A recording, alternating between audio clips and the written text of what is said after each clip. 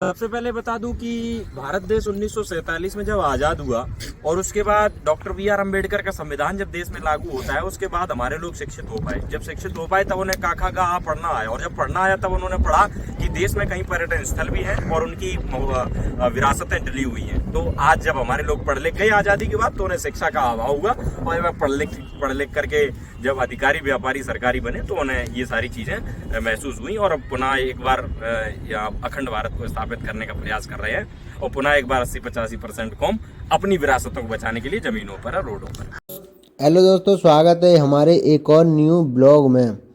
तो ब्लॉग में हम आपको दिखाएंगे, ब्लॉग में कंटिन्यू बने रहिए। ऐसी जगह पे लेके चल रहे हैं जहां आप कहेंगे कि वाकई में ये वादियां अच्छी का व्यू पहले आप देख लीजिए, चारों तरफ से हम दिखा रहे हैं आपको।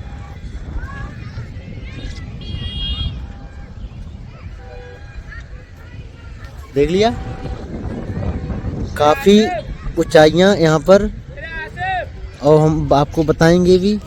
ये देखो, उत्तर प्रदेश सरकारी गाड़ियां भी खड़ी हैं, कुछ अधिकारी भी यहाँ पर हैं, और ये देखिए, ये यहाँ का दृश्य।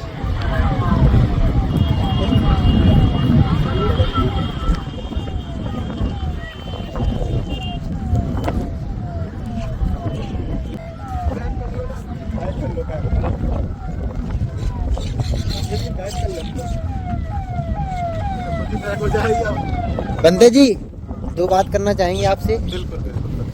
तो बंते जी यहाँ पर हैं, इस जगह का नाम भी पूछते हैं और क्या विशेषताएं खासियत है। तो बंते जी, हम आपको सबसे पहले आपसे पूछना चाहेंगे, आप यहीं के हैं या फिर कहाँ के हैं? गाजियाबाद जनपद से।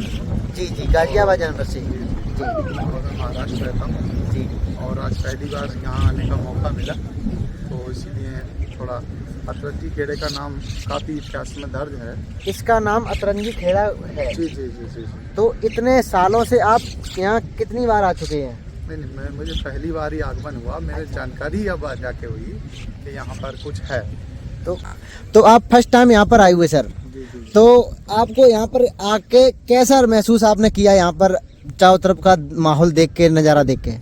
उस दौरान में जो सभ्यता थी जी, वो नदियों के पास ज़्यादा होती थी। हाँ। तो ये जो क्षेत्र है, ये नदी का क्षेत्र था पहले।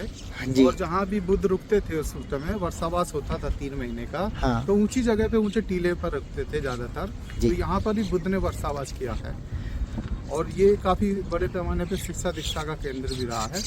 और आप भी आज भी देखोगे तो मुझे लगता है 100-150 बीघा जमीन है। काफी ऊंचाइयां, मतलब टीला काफी ऊंचा है।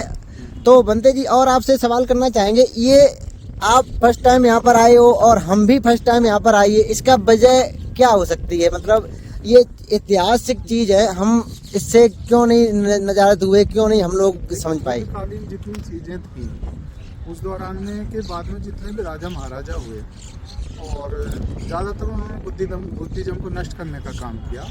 और उस दौरान में ज़्यादातर लोगों ने जहाँ जहाँ बुद्ध का कारवा था जी, जहाँ जहाँ बुद्ध गए उसको मिट्टी वगैरह से ढक दिया गया। जैसे संगीसा है, हाँ, वहाँ पर हुआ। बुद्ध गया है, वहाँ भी मंदिर आज भी बड़ी दयनीय स्थिति में है जी। और यहाँ आप हालत देख ही रहे हो। यहाँ की हालत तो एक तरीके से कुछ नज़र इग्नोर करके रख दिया है। तो इसके लिए आप क्या कहना चाहेंगे? मतलब कहना चाहेंगे ऑडियंस के लिए, क्या चाहते हैं आप? ये जो जिम्मेदारी बनती है वो सरकार की जिम्मेदारी बाद में बनती है। पहली जिम्मेदारी हमारे नागरिकों की बनती है, बौद्ध समाज की बनती है। तो पहले उनको अपनी जिम्मेदारी निभानी चाहिए, और यहाँ पर बड़े पैमाने पर कुछ ना कुछ अच्छी बच्चों को स्कूल बन सकता है, बुद्ध विहार बन सकता है, पार्क बन सकता है, और आने वाले समय के लिए यहाँ बहुत ज़्यादा विकास हो सकता है। तो काफ़ी अच्छा लगा बंते जी से बात करते हुए। और सर, आप कहाँ से सर आए हैं? मैं भी बंते जी के साथ में ही हूँ। मैं अच्छा। चावा का रहने वाला जी। और वर्तमान में मैं स्टेशन मास्टर हूँ, रेलवे स्टेशन। कैसा लगा सर आपको? आप फर्स्ट टाइम यहाँ पर आए? प्रथम बार इस जगह पर आया हूँ, अतरंगी खेड़ा में, और ये देखने पर मन प्रफुल्लित हो गया है। ये हमारी जो धरोहर है, जो आज भी अवशेष हमारे में उपलब्ध है। जी जी। और उसको देखने के बाद ये लगता है कि हमारी संस्कृति जो रही होगी, बहुत ही अच्छी संस्कृति रही होगी।